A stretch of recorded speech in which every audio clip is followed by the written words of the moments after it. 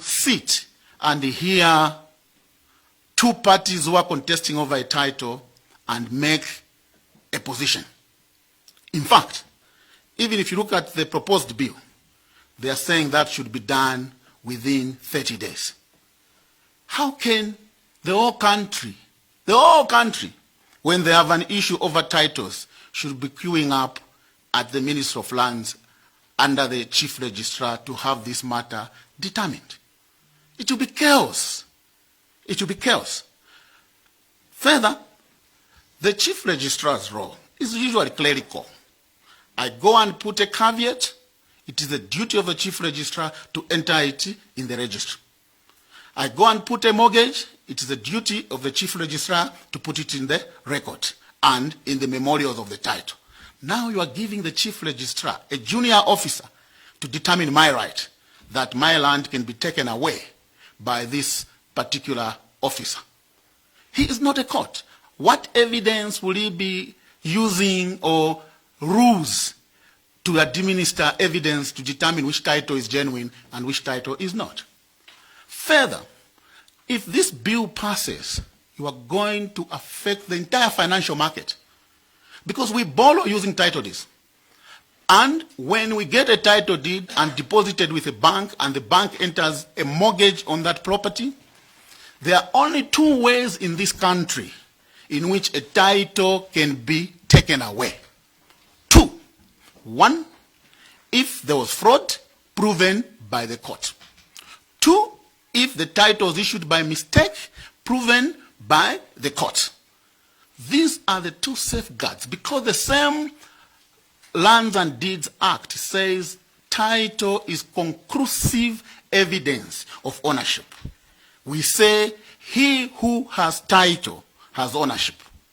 Now, if this law passes, you have all squatters now coming to queue up at the registrar, demanding that they are given an opportunity to be heard and the mother title cancelled. The definition, if you check in the same bill, it's saying any interested party. How can any interested party just wake up and say I have an interest in this particular land? In court, for you to be joined to a case, you must show your interest first, either by bringing their two titles competing, which one is the best title. Mind you, the same titles we are talking about, they are issued by the same registrar. So why would the registrar issue a fraudulent title and you are giving them an opportunity again to cancel it? In the first place, the title should never even be issued if it is fraudulent. It means the registrar is not doing his or her job by allowing fraudulent titles to be issued. Why then give him powers to even cancel when he shouldn't have allowed that title to go out? So in short, this is a bad law. And my plea to this committee, it needs consultation. There is no agency whatsoever to do with this amendment. We have had this law from UNIP days. So there's no agency why you should be rushing to only have one amendment. In fact, I was expecting that we should be having an amendment to do with the digital licensing, digital library, digital registration of titles. Because now we have digital titles. There's no law that backs that. Those are the amendments we should be doing here. Now, you have brought one single amendment to give power to this junior officer to cancel titles. What is the mischief? Now, for argument's sake, there is an issue, there may be an area you are trying to sort out with. You cannot make law for the whole country to sort out a particular area. That is why, again, Parliament in its own wisdom passed a Lands Acquisition Act. If there is a problem at a particular area, you use the Lands Acquisition Act to acquire compulsorily that particular land which has a problem. That is why it is matter way.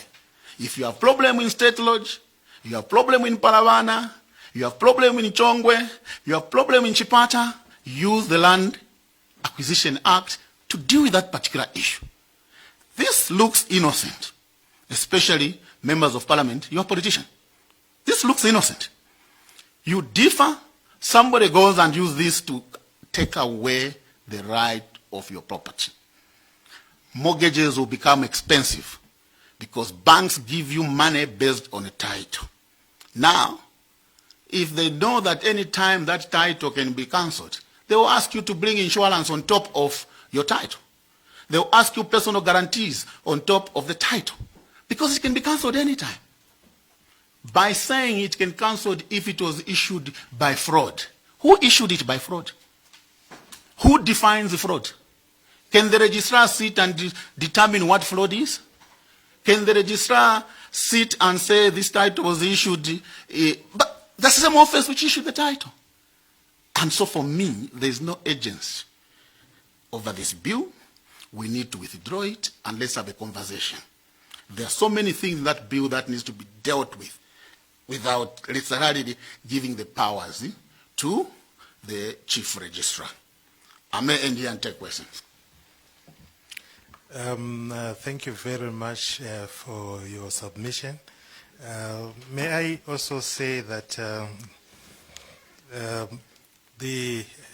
I think what we need also to clarify is the title. If you look at the cover of the bill, it says granting the powers to the chief registrar to cancel title. But if you go in depth and check, the wording is totally different. The wording inside it says granting permission to the chief registrar to cancel fraudulent or titles that have been erroneously gotten. I think we really need to stress that point. So, however, I'll ask honourable members to ask points of clarifications. I'll start with Honourable Simuzingiri, then Honourable Simbao. You can come in. Thank you, Chair. Thank you, Council. Council, you have indicated in your submission that there will be so much power in one person to cancel a title deed. But I think the object of this bill, there are three things that they have outlined. At what point the title must be cancelled, if there are errors. I think we are all not angels as workers. And because we are not angels, we are bound to make mistakes. Here is a typical situation, Council. I am Simuzingiri. And this title is written Simuzinguri, not Simuzingiri. Proofreading has gone through. A title is issued, and the owner gets it. And then they realize their names were omitted. We are not going to the fraud. It was misspelled. So what do you do with that title? You leave it because you cannot issue another title. Ordinarily, that title will be cancelled, and then a new title will be issued. If it's fraudulent, you did indicate how does the registrar determine or define how fraudulent it is. Is it within its, his or her jurisdiction? This is a government officer who want to believe council that for them to arrive at that fraudulent, administratively, all security wings will be involved, including police, to determine how fraudulently it was issued. And then when it is issued, there is an appeal process. It will not only end with a registrar. Somebody will have to appeal to the minister. And if the applicant still feels that the minister did not do just, they can still proceed to the court. Like I've indicated, those processes. Don't you think that it is necessary that these powers are given, considering that what is it here? What is it that they want to cure? I think in my view, Council, I am given as a government to operate, but each time there's an error on the title, go to court. Someone makes an application. Minister of Agriculture, you dubiously issued this, go to court. The question is, how do you operate as the Minister of Lands? And again, you also indicated this law was changed, the High Court judgment was in 2014. Now, before 2014, the registrar was able to cancel until it went to court, because others were saying, how can you do this? Then there was that judgment. There you may clarify, me being not a lawyer on that aspect. Maybe you may address the issues that have... Okay, witness will take 3 questions at a time. Yeah, 3 actually, Chair. Okay. Okay, there are 3. Okay, all right. Okay, you can, let me just allow Honorable Simbao. Thank you, Chair. It's good you have allowed me, because maybe it's more or less similar, but I want to ask it in a different way. In the sense that, Council, personally, I don't see if anything is being changed. What is happening is maybe prolonging the whole case. I've got people in my constituency in Luansha who have had issues with land, and they've been told, go to court. And these are people who cannot afford. So what I see in this bill is that they can still go to court, but they are being given an opportunity that before you can go to court, you can go to the registrar, and if you are not satisfied with the decision that they give you, then we still continue with the way it has always been. So what I'm saying is, Council, we are not taking out anything. We are just trying to add some more before you get to court, which, in my opinion, I see the people in Luansha having an opportunity to be heard. Right now, no one can hear them. And maybe I would like to ask also like this, can you give suggestions then, how we can still help the poor person in Luansha? Thank you. Yes, witness, you can go ahead and answer those 4 questions. Thank you, Chair. I can see I need to do a lot of clarification. So, the law as it stands today, under Section 11, when the name is misspelled, the registrar has powers to change. When there's a misdescription, the registrar has powers to change. No, not to cancel. That's why I'm saying you have to understand the word cancel. The title still remains. But if the name is Dickson Banda instead of Jere, they go and do a new name. Those powers are still there. And that is why that court explained.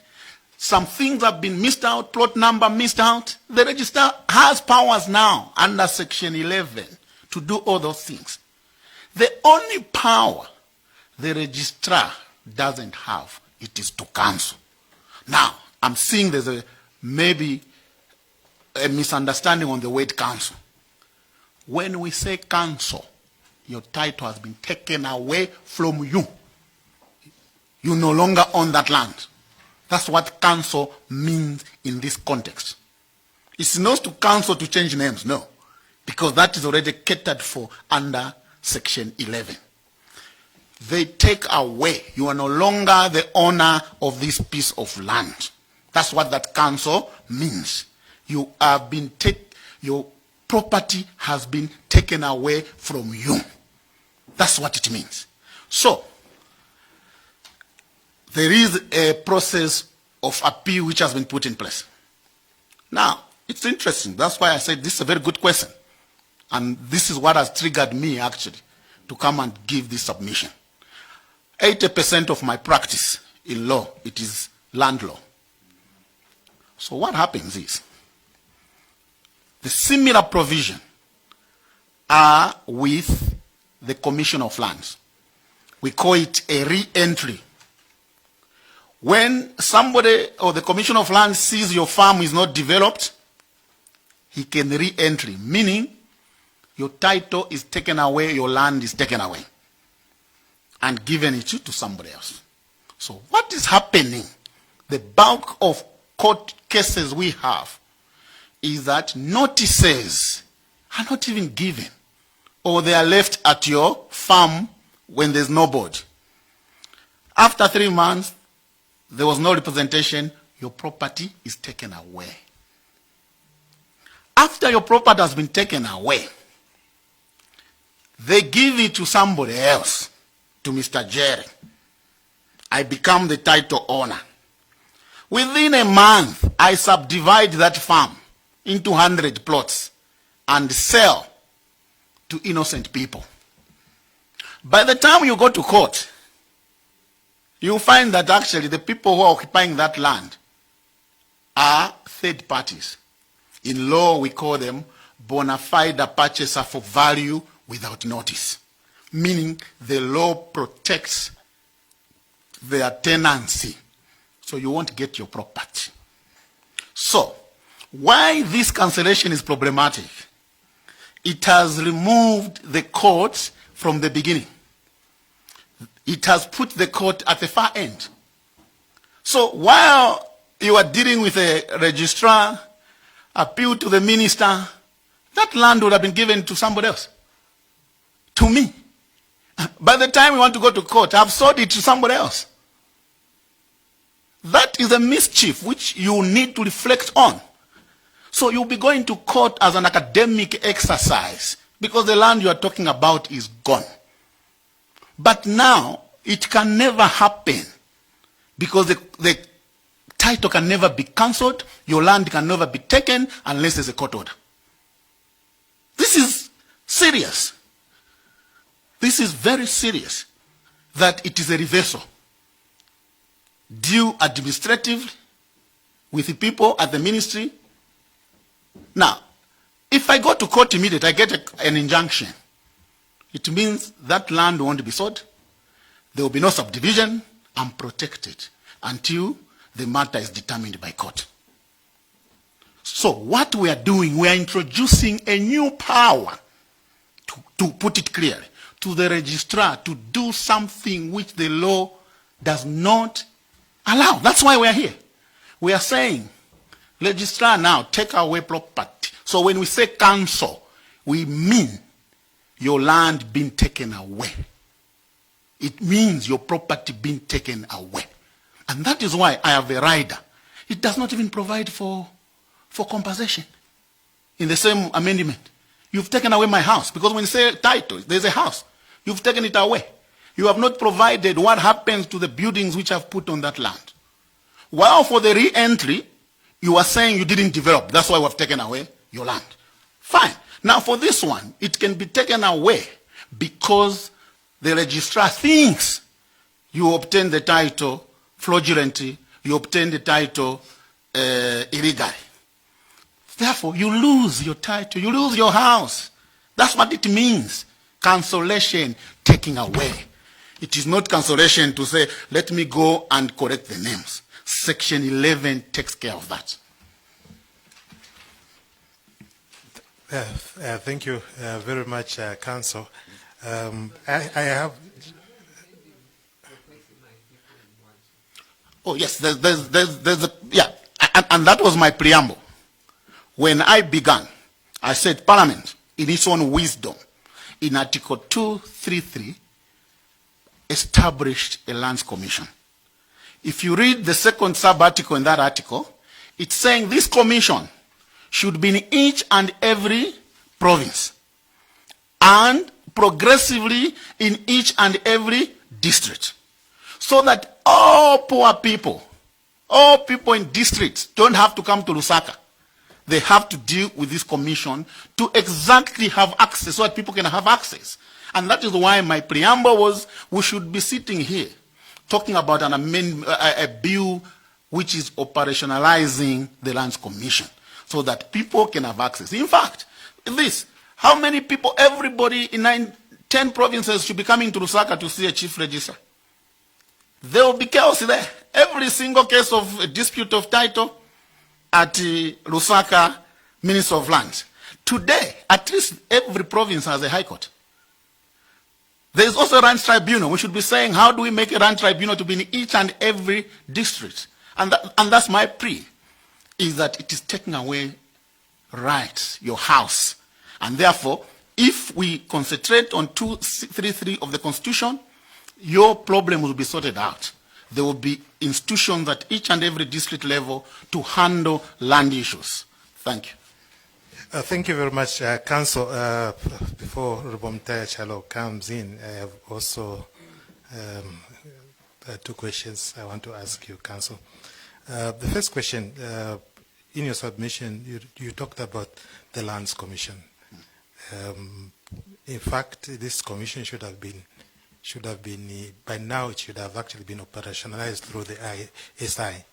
But however, it hasn't.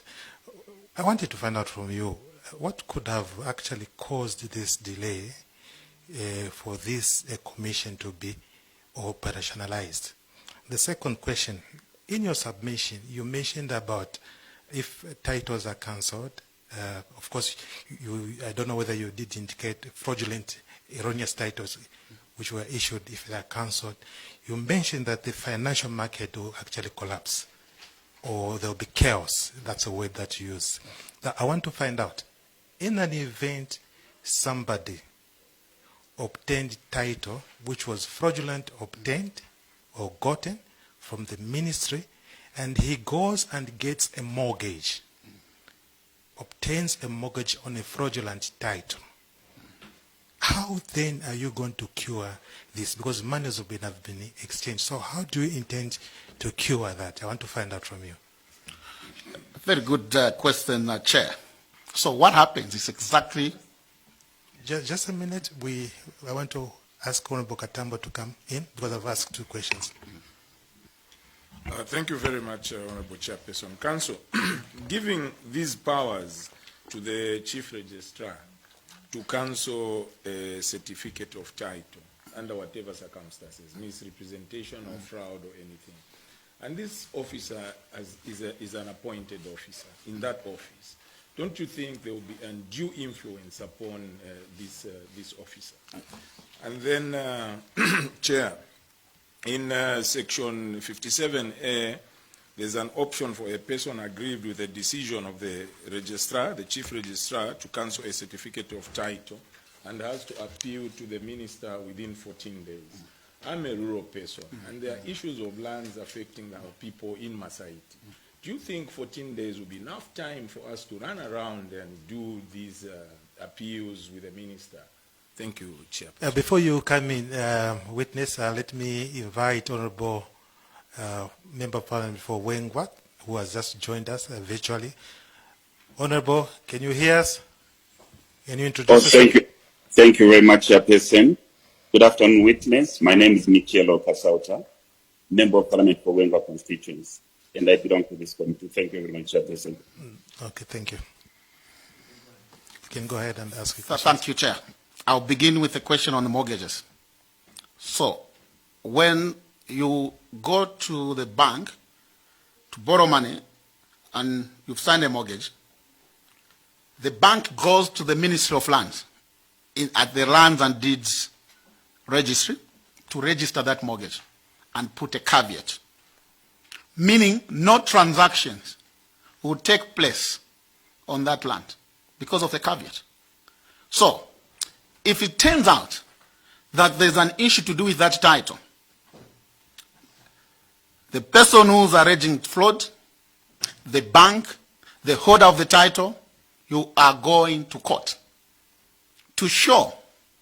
So the bank would be putting a case before the judge. This man owes me money.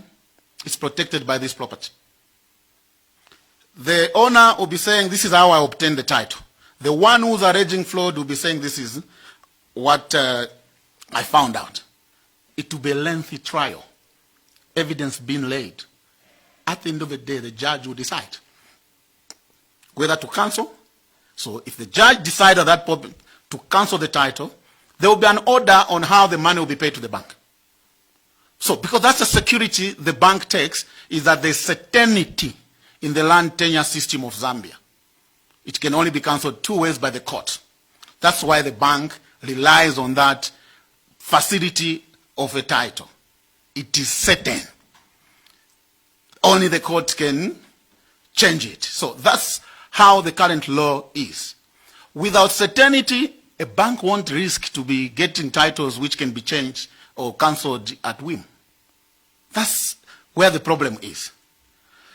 Secondly, on the issue of registrar being given powers and their parent system.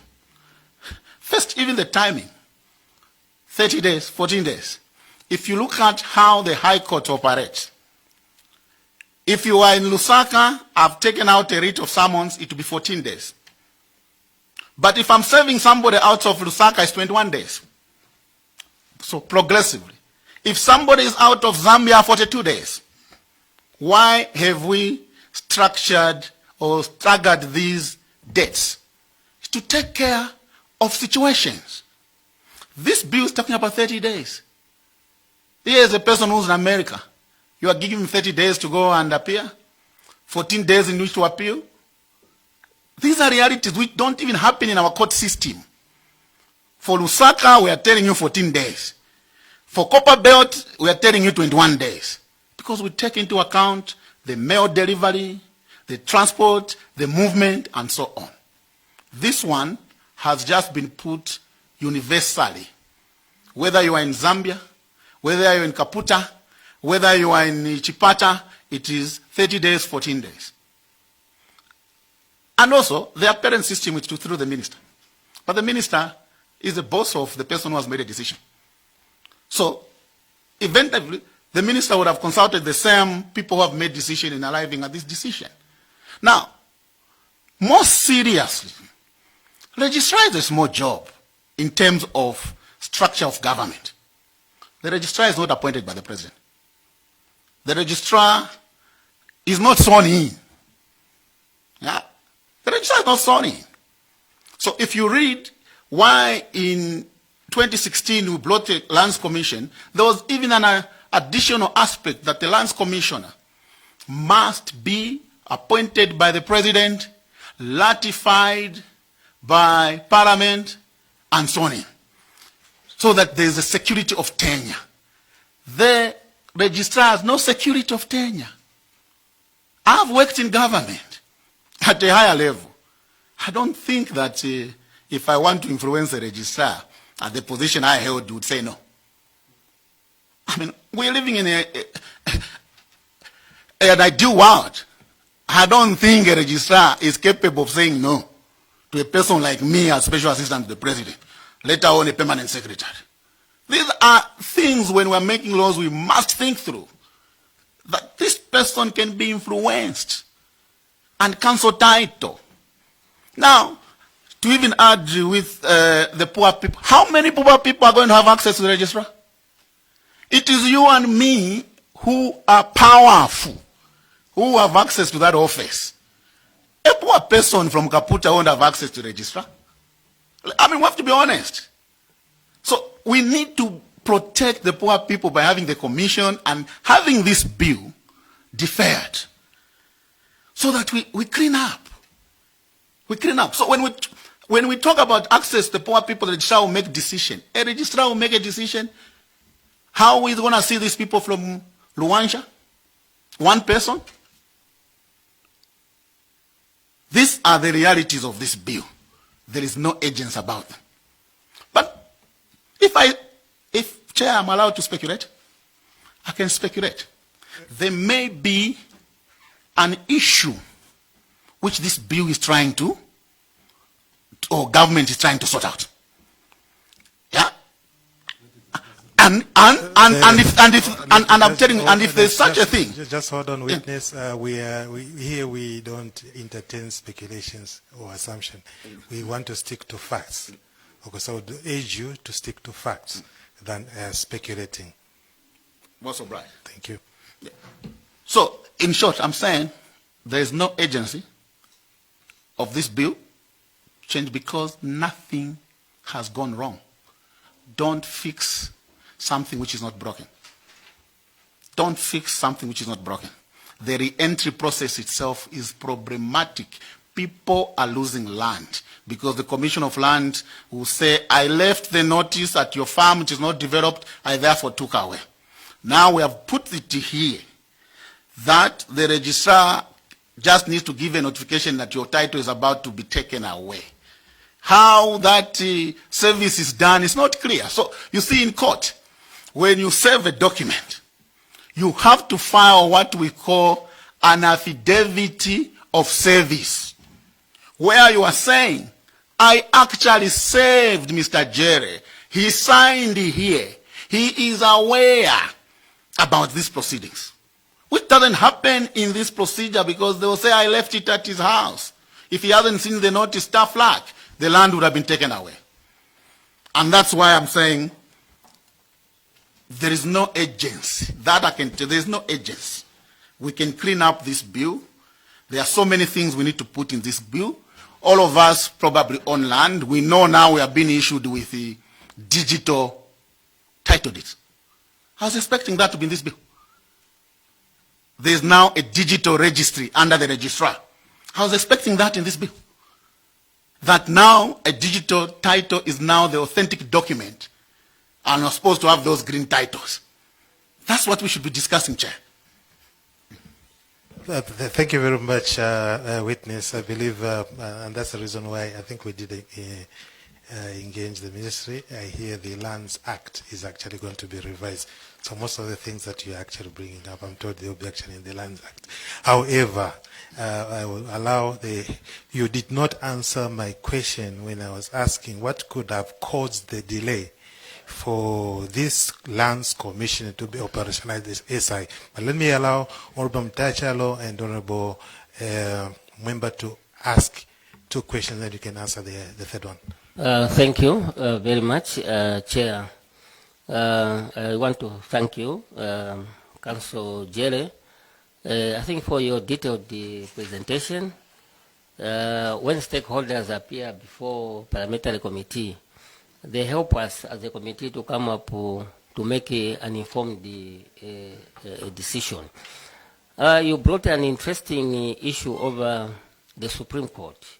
You indicated that there was a similar matter in the Supreme Court, and then the Supreme Court pronounced itself over such a similar matter. Now, my question is, this bill, take into account the Supreme Court pronouncement, is it in a conflict with the Supreme Court verdict? I think that's what I wanted to know, because what we don't want is that you come up with a law and then it's open to, and people start challenging such a law in the course of law. I think that's I want to hear from you. Thank you. Thank you, Council. Malambo Mwemba, Member of Parliament for Magoe constituency. And I just want you to take a little bit of time to answer my question. The traditional land is being sold by headmen and some chiefs, where titles are being secured.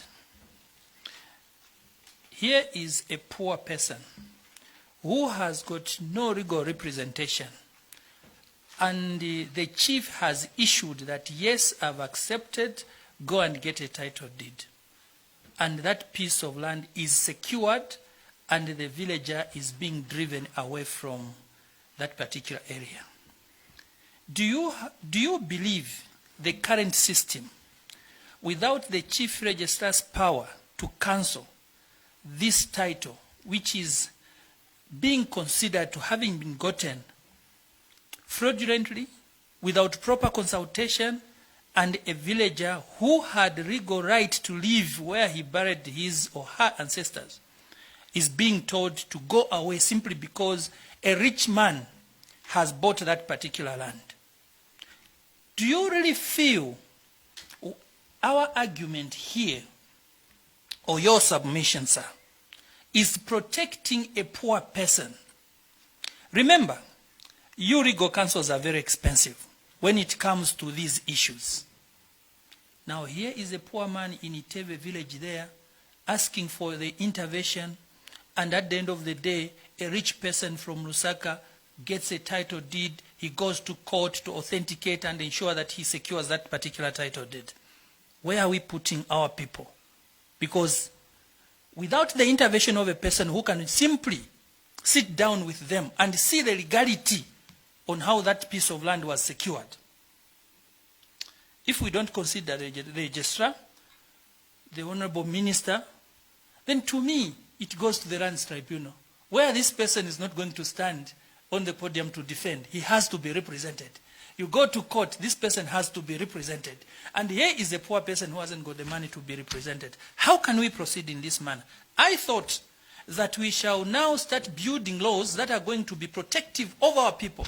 This is our land. This is our country. We only have one Zambia. We don't have any other Zambia. We have people who are flying all over trying to target minerals, and they are buying pieces of land, huge tracts of land, using the chiefs.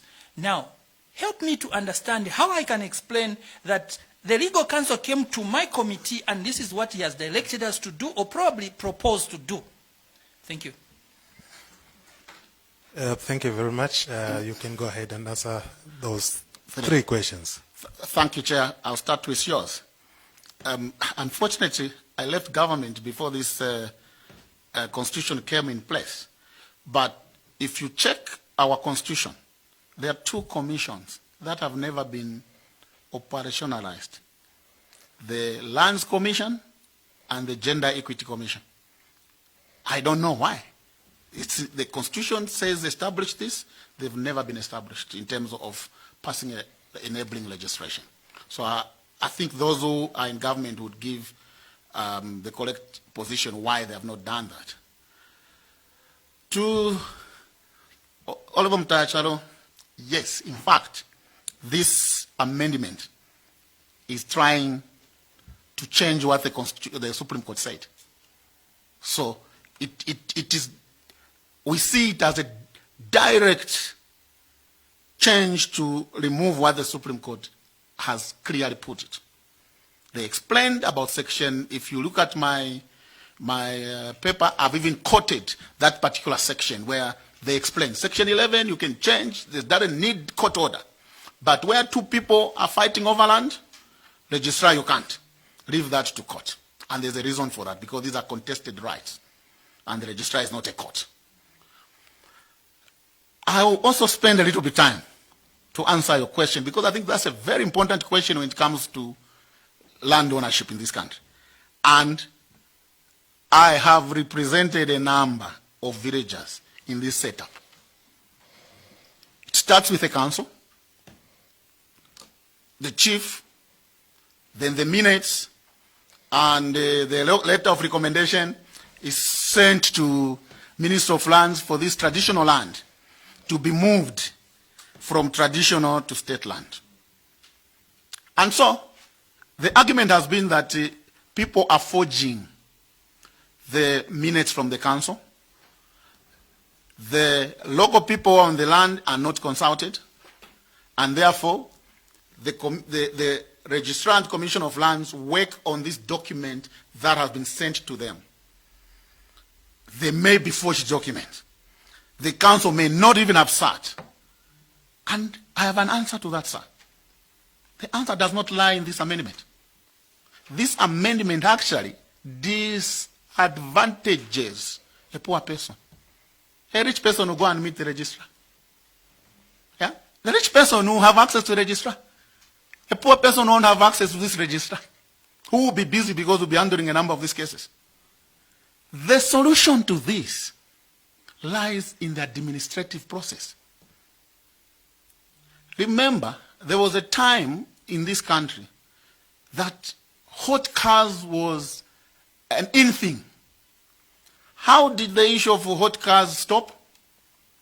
When you go to RATSA to register your car, it requires you to have Interpol clearance. They won't register your car without Interpol clearance. Minister of Lands should be saying, I will not issue title without police clearance that these minutes have been authenticated from the council and the letter is genuinely coming from the chief. Because see, what this bill is trying to do is to deal with a horse which has bolted. Because the same registrar has issued the title based on fake minutes, on a fake letter. Then you want to say, I didn't check. So the issue is administrative. Let the title be issued after you have verified that those minutes came from a council which is recommended, that the letter of recommendation from the chief actually came from the chief before you issue the title. So what is happening now is that people go to the Minister of Lands, put the minutes and the letter and the title is issued without verifying whether the council really issued those minutes. In fact, beyond the minutes, the recommendation is supposed to be accompanied by a report which says people on the ground were consulted. So we should be saying that report should have even minutes and names of the people on that village who were consulted, their NRC numbers, their phone numbers, so that before title is issued, we verify. That is where the problem is that the title has been issued. Why didn't the registrar issue a title without checking whether those minutes were genuine? So, after the title has been issued, unfortunately, those poor people won't have free access to the registrar in the Lusaka. To the registrar, one person. So the rich man was trying to say that he's the one buying land. He will have access. So we need to stop the process of issuing title before verifying that there was a recommendation from the chief, from the council, and the people on the ground. This we're allowing the registrar to work on fake minutes and wait for somebody to complain, then he can reverse. No. Let's stop it the way the Interpol system works. You can't sell your car without Interpol. You can't issue a title without the police verifying the minutes from the council. That is the answer, sir. It will protect your people, sir. Okay, thank you very much. Before you ask a follow-up question, we have to be mindful because there's another witness who's waiting outside. However, I'll give you a chance to ask a follow-up question. Then also ask the MP for Masaiti and the Gwembe, and also I have two burning questions. So if you could maybe answer in brief so that we can have more time for us to interact. Thank you, Malambo, you can go ahead. I'll just need a short answer from you. You are saying that it will be more expensive for people from Wanajingwala to travel to Lusaka to see the registrar than it will be expensive to meet a legal counsel. Because I would have to believe that the legal counsel, first of all, you have to ask for a consultation fee. I have to engage you. Then from there, I have to pay you for you to represent me. It's not for free. Now, which is more expensive between somebody getting a Kayango from Mazabuka to come to the registrar and meet the registrar and lodge a complaint that a certain gentleman has acquired a piece of land and has gotten a title deed, and he got it without our consultation. Now, which is more expensive between the two? I will have to believe to say that what you are saying is somehow to the contrary. What is there is that it's more cheaper for someone to come to the registrar and lodge a complaint. And already as we talk now here, there are some villagers there in Chief Mwanajingwala who have brought a person at the High Court. They've been coming here for the past 3 years, traversing from there and asking resources from ourselves to contribute towards a certain piece of land that was gotten. And it is very difficult for them to proceed because they don't have money. And here is a person who has money, lives here.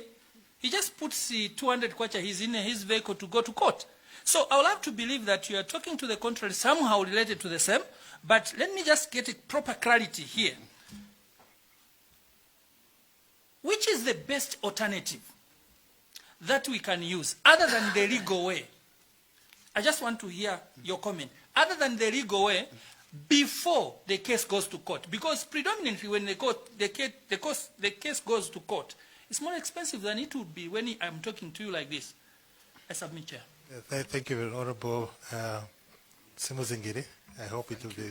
Yeah, it's a short one. Council, I think some witnesses have submitted that in order to some extent ameliorate this challenge, maybe the registrar should have qualifications equivalent to a judge of the High Court, so that they can be this trustee, they'll have the experience required.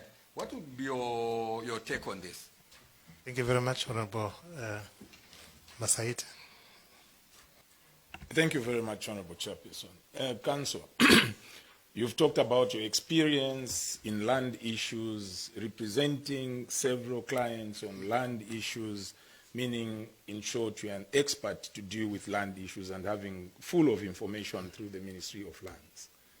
Is it your submission that the Ministry of Lands has not done due diligence to this bill, or there's never been broad or broader consultation or wider consultation to deal with this bill? Thank you, Chair. Thank you very much. Witness, we may load you because we want to conclude. I may load you with two more questions. Yes. The first one is there are the stakeholders who have actually submitted and are in full support of this bill. Many of the stakeholders who have submitted, they're actually in support with this bill. So what is your comment on that one? And the other one is I want to give you a scenario of, because I heard you saying that this bill is going to disadvantage the poor person. Let me give you a scenario of this old woman who acquired a property many years ago in 1970s in Kablonga or Rhodes Park. Then somebody comes in with a forged title and a transaction takes place. The woman is thrown out of that house. 85 years old woman thrown out of the house. And you're saying we should wait for the court process when you can deal with it administratively, then you allow the appeals to go on? Because as far as I'm concerned, I have not seen the courts being removed from this whole action. Would you be in a position to tell us whether you feel that the courts are actually being taken away from this action? I'll begin with your last answer. And that's why I started. The court has been put at the last end. What happens in between? Your property would have changed hands. Therefore, even if you win your case, you won't be able to get your property. There would have been what we call bona fide purchasers. So, the current situation is, so let's differentiate two things. A forged title is a forged title. So it doesn't fit into this, what we are discussing. A forged title is a police case dealt with. A fraudulently issued title by the registrar is what is our concern. It means it's a title which came out through the Minister of Lands, signed by the registrar. And I'm saying, why should the registrar be allowed even to reach that stage of issuing a title which is fraudulent? So it's an administrative issue we need to deal with. Why should the title be issued in the first place? That woman has a title. So who sat in the Minister of Lands to issue a fraudulent title? That is what we should be dealing with. So it's the same answer which the honorable member gave for the villagers. I'm saying the villagers should not even have to come to the registrar. They shouldn't even have to go to court.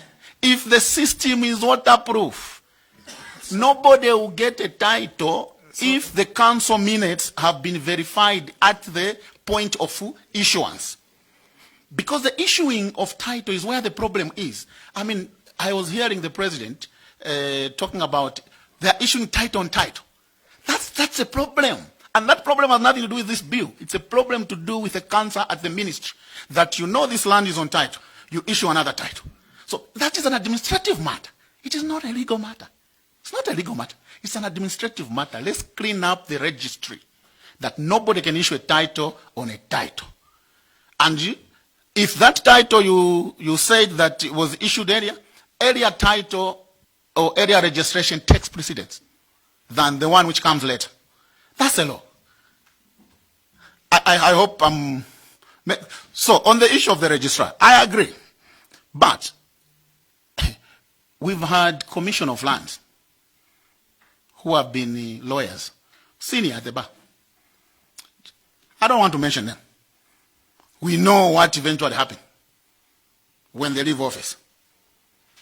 You cannot entrust such a powerful thing like alienating land, cancelling title to one individual.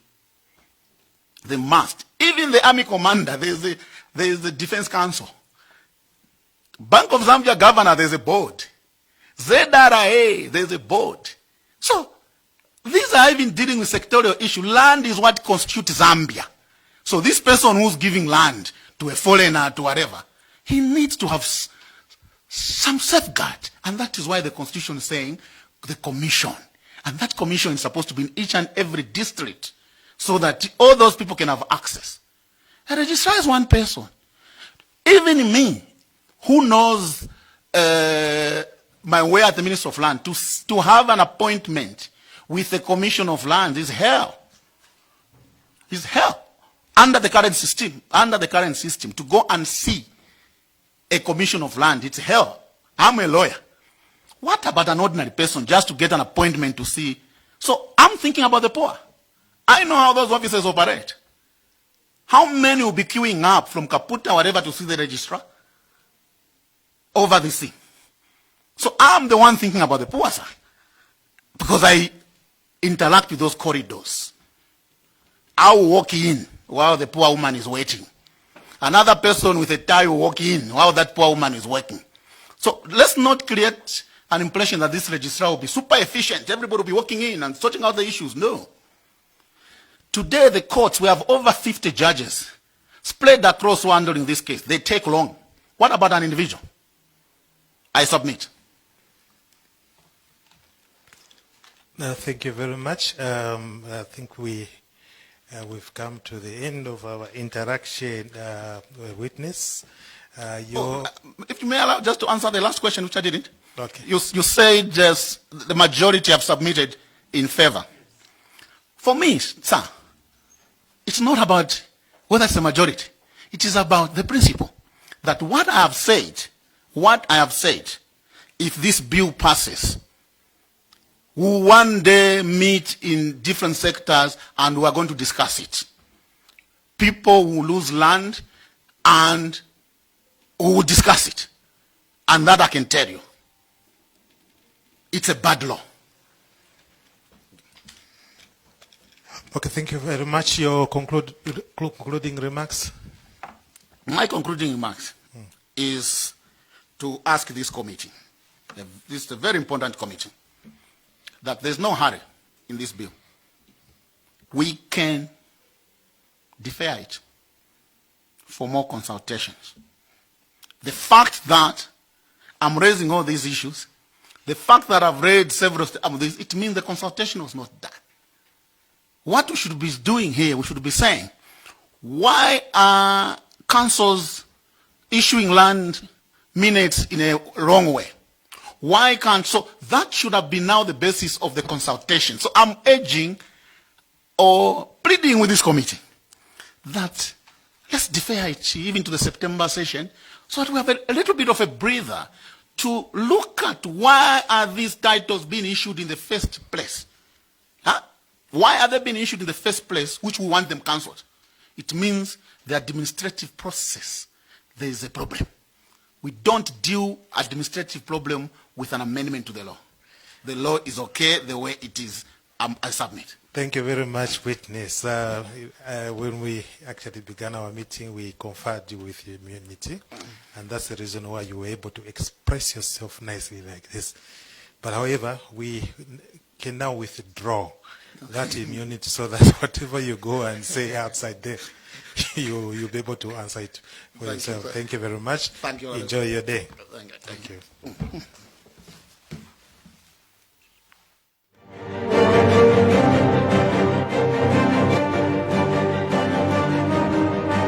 Well, thank you so much for being with us on Parliament Television. You've just been watching the Committee on Agriculture, Lands and Natural Resources, and the witness was Mr. Dickson Jere, who is a legal practitioner appearing this committee as they continue considering the Lands and Deeds Registry Amendment Bill National Assembly Bill number 13 of 2024.